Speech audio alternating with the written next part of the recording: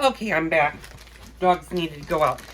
These are parsnips. Parsnips look like a big carrot. They don't taste like a carrot, but the same thing that you do with the carrot, you're going to do to the parsnip. And you're definitely going to want to peel your parsnip and your carrots. Those I'm going to do a little bit later on because they take no time to do. And I'm going to put that back in the refrigerator, actually. Now, not a lot of people know what this guy is, and this is a rutabaga.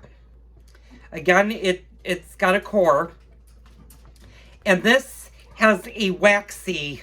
Most rutabagas that you'll buy at the grocery store will have a wax layer on them. You definitely want to peel this. You do not want that peel in with your corned beef and cabbage. And I might sneak in a second turnip. So let me get... And a rutabaga is a little bit tricky to peel. I'm going to show you. I'm going to move this over. You definitely need a good vegetable peeler. And rutabagas have a very, very, very tough skin.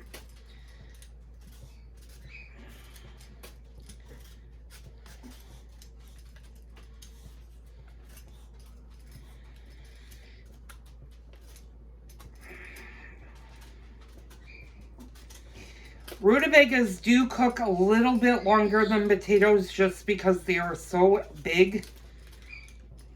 So treat them as if they were sort of like a cabbage. And I'm going to show you guys what to do. Hopefully I can... This one has got a really tough layer. So that's sort of how you do that. And you're going to do that for all of the rutabaga.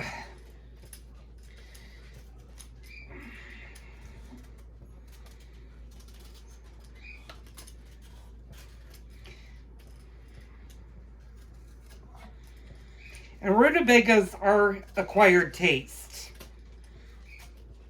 They are a root vegetable. I've actually never seen a rutabaga plant. I've never planted rutabaga because I don't particularly care for rutabagas other than when I do corned beef and cabbage. I've never made them with anything else.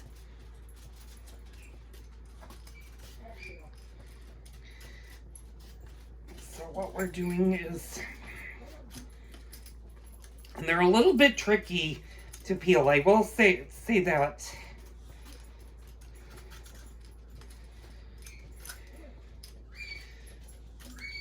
What you want to do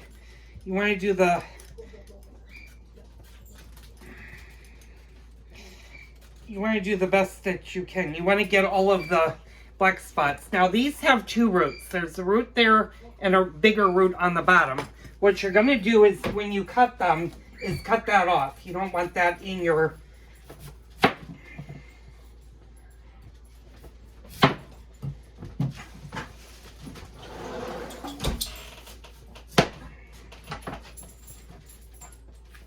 So what you're going to do is you're just going to get rid of the bottom.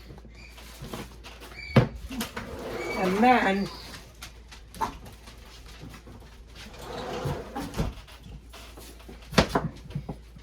when you cut it, you want to make sure that there are no bad spots. This has a little bit of a bad spot in the center right there. You're going to want to get rid of that.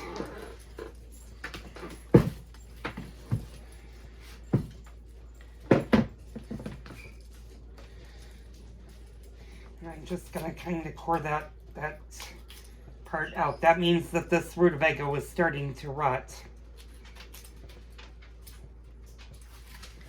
Yeah, which is fine. And this one's firm, so I don't have to do it with both sides. The easiest thing to do with your rutabagas is to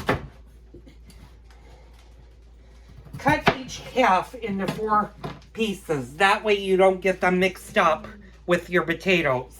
They're going to be slightly bigger than your potatoes. And like I said, they take a little bit longer to cook. So I'm putting the rutabaga. And make sure, like I said, go back over your rutabaga. And if you see any peel that's left over, just make sure that you get all of the peelings off, because you really don't want that in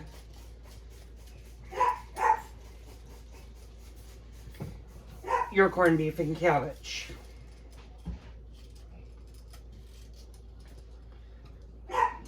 Just going through. All right. Okay. And as you will start to see, that's a lot of vegetables. I've got my cabbage, my turnips, and my rutabaga. I haven't even done the potatoes, the parsnip, or the carrots. So by the time you're all done with this, you're going to have a lot of vegetables. If you're not a big vegetable eater, you can make corned beef and cabbage your own way. You can do just the cabbage and you don't have to bother with the potatoes or the carrots. To give your juice a little bit extra body, I would suggest putting maybe 1 carrot or 2 carrots in. If you don't like carrots, you can leave them out. If you don't like parsnip or turnips or rutabagas, leave those out. I grew up with those, so those are things that I would naturally put in my corned beef and cabbage. But those are always optional things to do. If you're not a big potato fan, you don't have to put potatoes in your corned beef and cabbage. You could just do corned beef and cabbage.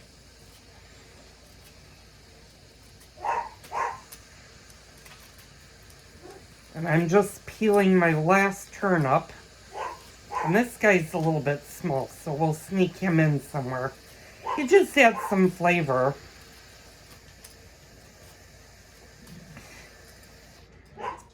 Like I said, with corned beef and cabbage, there's really no right or wrong thing to add to it.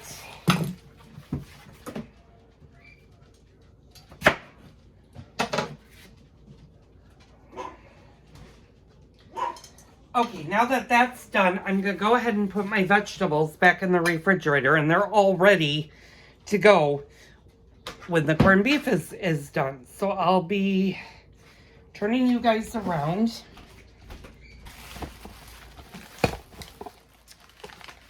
Sorry about the shakiness. I put you guys in an ashtray.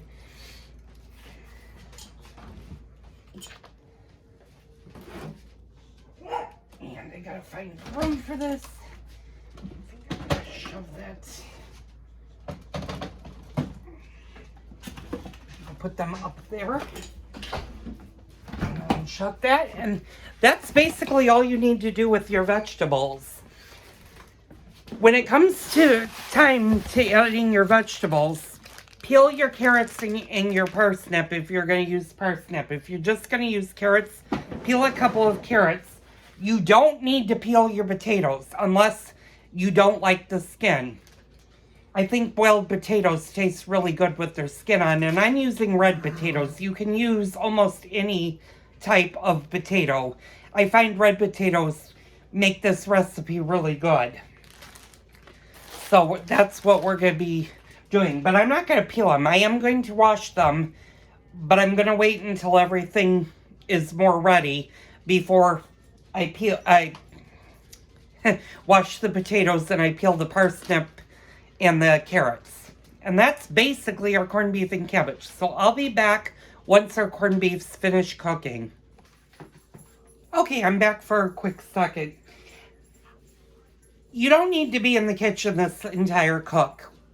But if you're cooking your corned beef on the stovetop, check it maybe every hour or every 45 minutes or so, just to make sure that it has enough water.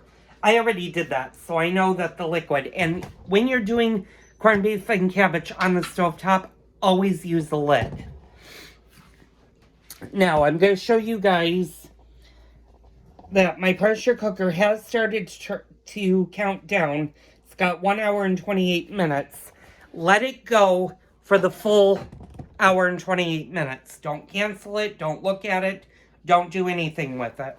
When it finishes counting down for the first 10 minutes, let it release naturally, meaning don't press the button down to do a quick release. It's actually better if it totally releases naturally on its own. But after the 10-minute mark, you won't have as big of a mess if you want to do the quick release and add your vegetables. You're going to obviously need to take your meat out of the pressure cooker. And the same goes if you're doing it on the stove. You might be wondering, well, when do we add the vegetables? Well, we add the vegetables when the meat is done cooking. Corned beef is very, very tough, and it takes quite a while for corned beef to become tender, meaning that you can fork it really easy, it'll cut nice, and it won't be like chewing a rubber sole. So this has been cooking for almost 2 hours now, and it's got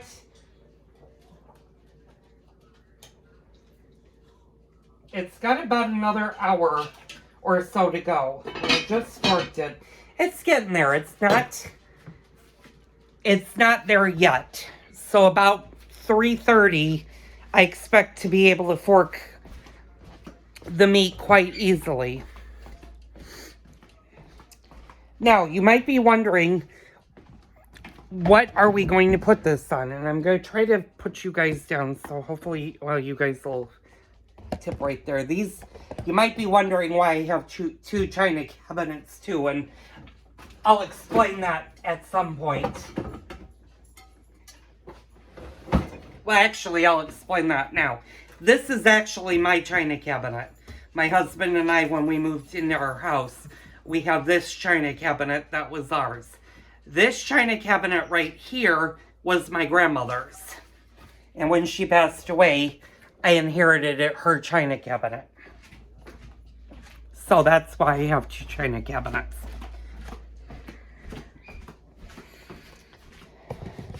Okay, so if you're lucky, if you have a turkey platter, this is a great thing to have, or a big platter. This is a great thing to have to serve the corned beef and cabbage. When the corned beef is done, you can make nice slices, put it in the middle, and then put your vegetables around. Put a little juice on the bottom of this, and this is nice. This can go into the oven, and what you're going to do when your corned beef is done is you're going to put it in a 250-degree oven for as long as it takes your vegetables to cook. And the reason you're going to go 250, and do not go above 250 degrees. You could even go a little lower if you want. You could go to 200, but this will keep your corned beef nice and hot without overcooking it. Don't increase the temperature above 250, because if you do that, then you're starting to go into pastrami, which is not what you want when doing corned beef and cabbage. And like I said, I will do a full video this summer on a brisket. I have a couple of frozen briskets in my freezer right now.